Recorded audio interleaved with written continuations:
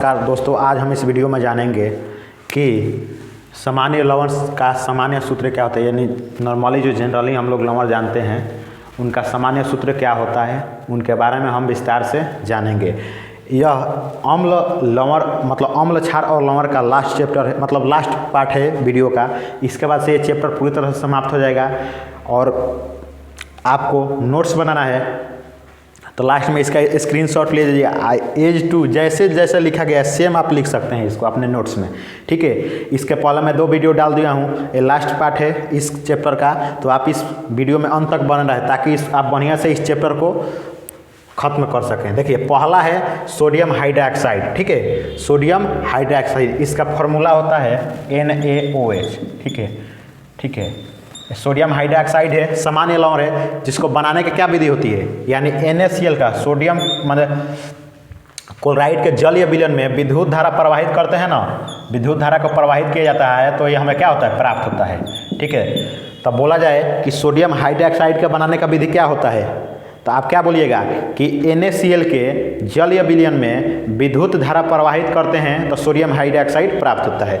जैसे आप देख सकते हैं यहाँ पे NaCl है, H2A है, ठीक है। इसमें विद्युत धारा प्रवाहित करते हैं और क्या बनता है NaOH सोडियम हाइड्रोक्साइड, और हाइड्रोजन गैस रिलीज होता है और क्लोरीन गैस भी होता है। देखिए, एक पूछता है क्लोर क्षार अभिक्रिया क्या होता है, ठीक है। क्वेश्चन बनाता है क्लोर क्षार अभिक्रिया क्या होता है। तो देखिए, इसी अभिक्रिया से निकला हुआ है क्लोर क्षार अभिक्रिया, यानी क्लोरीन का निकलना और क्षार, यानी ये क्या है, एक प्रकार का क्षार है, ठीक है। और इन दोनों का निकलना ही क्लोर क्षार अभिक्रिया कहलाता है। तो क्या बोलिएगा कि क्लोरीन और क्षार का प्राप्त होना ही क्लोर क्षार अभिक्रिया कराते हैं। या एक और आप थोड़ा डीपली दे सकते हैं इसका डेफिनेशन, कैसे, जब सोडियम हाइड्रोक्साइड बनाते हैं तो उस अभिक्रिया में हमें क्लोरीन गैस और क्षार प्राप्त होता है, जिसे क्लोर क्षार अभिक्रिया के नाम से जानते हैं, ठीक है।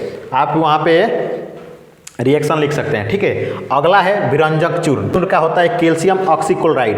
कैल्शियम ऑक्सीक्लोराइड आप उसका एथी देख सकते हैं यहाँ पे रासायनिक सूत्र। इसके बनाने का विधि क्या होता है, सूक्ष्म बुझे हुए चूने में, यानी कैल्शियम हाइड्रोक्साइड में क्लोरीन गैस को प्रवाहित कर देना, यानी बुझे हुए चूने में क्लोरीन गैस को प्रवाहित कर देंगे ना, तो क्या हो जाएगा, वो कैल्शियम ऑक्सीक्लोराइड निकल जाएगा। समझ आ रहा है ना। आप देख सकते हैं यहाँ पे कैल्शियम और क्या है, OH2 है और Cl2 है, ठीक है। और यहाँ पे कैल्शियम हाइड्रोक्साइड प्लस क्लोरीन और क्या बना है, CaOLCT, यानी विरंजक चूर्ण या कैल्शियम ऑक्सीऑक्साइड और प्लस जल निकल रहा है, ठीक है। तो आप इसको भी ध्यान से देख सकते हैं। अगर कोई भी डाउट हो वीडियो में तो आप कमेंट बॉक्स में अपना कमेंट कर सकते हैं, उसको हमने देखेंगे और उसका आपको जवाब मिल जाएगा। देखिए, अब विरंजक चूर्ण का उपयोग कहाँ कहाँ पे होता है। पहला तो सूती वस्त्र में, आप लोग कभी सूती वस्त्र खरीदे होंगे, उसमें अजीब टाइप का महक आता है, वो किसका होता है, विरंजक चूर्ण का होता है। कागज़ फैक्ट्री नया कागज़ खरीदेगा तो उसमें भी महक आता है अजीब तरह का, ठीक है।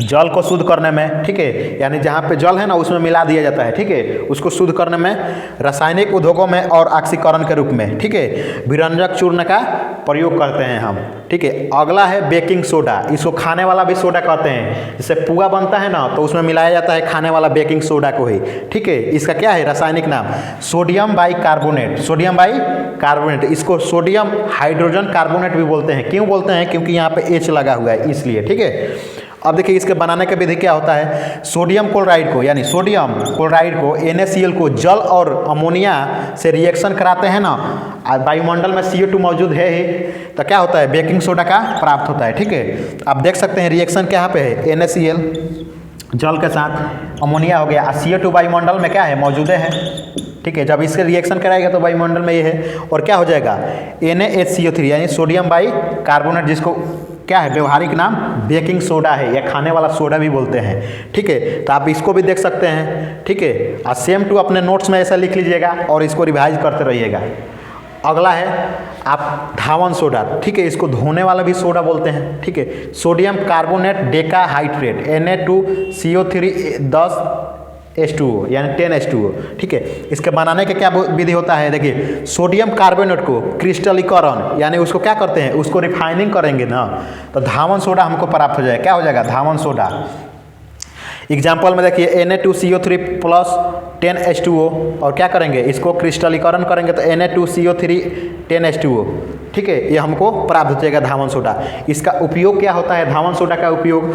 इसका उपयोग होता है कांच उद्योग में, साबुन में, ठीक है, कागज़ में, बोरेक्स उद्योग में, घरों की सफाई करने में, ठीक है, जल का अस्थायी कठोरता को दूर करने में, ठीक है, यानी जल जो अस्थायी है कठोरता है, इसलिए क्या होता है ना कि जब हम इसको इससे धोते हैं ना, जल में जो कठोरता है वो कमी हो जाती है, आराम से उससे वस्त्र धुला जाते हैं, ठीक है, समझ में आ रहा है ना।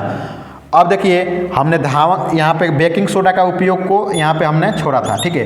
अब देखिए उपयोग इसका क्या होता है, खाने में प्रति अम्ल में, यानी खाना में क्यों मिलाया जाता है, ताकि शरीर में अच्छे से पच जाए, इसलिए खाने के प्रति अम्ल में, सोडा अम्ल में अग्निशामक के रूप में, ठीक है, यानी आग को शांत करने के रूप में क्या किया जाता है, ऐसे बेकिंग सोडा को मिलाकर क्या किया जाता है, उस पर छिड़काव किया जाता है, इसे अग्निशामक के रूप में भी इसका किया जाता है, ये बात ध्यान रखना लोग, ठीक है।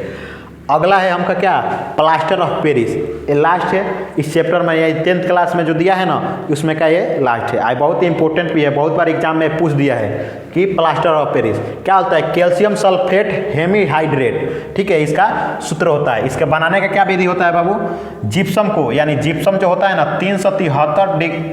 373 केल्विन ताप पर गर्म करते हैं तो हमें जल और निष्कासन पोप बनता है, यानी वहाँ हमको प्राप्त होता है पोप, ठीक है। फिर उससे क्या करता है ना, जिप्सम से हमें क्या हो जाता है, ये प्लास्टर ऑफ पेरिस का प्राप्त होता है पोप से, ठीक है, समझ में आ रहा है ना। अब देखिएगा कि प्लास्टर ऑफ पेरिस का उपयोग कहाँ होता है, क्योंकि ज़्यादातर पूछता है कि इसका क्या, कि प्लास्टर ऑफ पेरिस का सूत्र क्या होता है और इसका उपयोग को लिखें, ठीक है।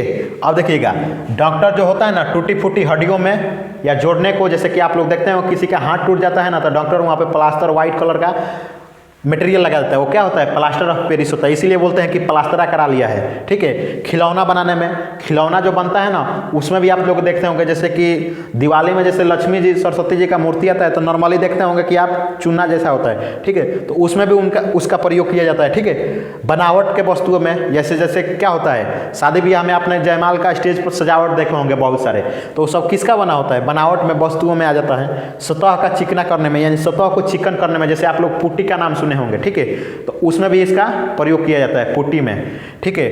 अब एक क्वेश्चन आता है कि अम्ल वर्षा क्या होता है, ठीक है। अम्लीय वर्षा जब पीएच मान क्या हो, 5.6 से कम हो, यानी 5 से कम हो। आप लोग स्केल में बताए थे क्या था, 14 था ना, यानी 7 क्या था, उदासीन था, या इसमें क्या है 5.5 माने 5.6 से क्या हो, कम हो, तो उसे अम्लीय वर्षा कहते हैं, ठीक है। तो ये आज आपका चैप्टर समाप्त हो गया। इसमें अगर किसी को भी कहीं पे भी डाउट हो तो आप कमेंट बॉक्स में अपना कमेंट पिन कर सकते हैं और मैं उसका जवाब दे दूंगा। धन्यवाद।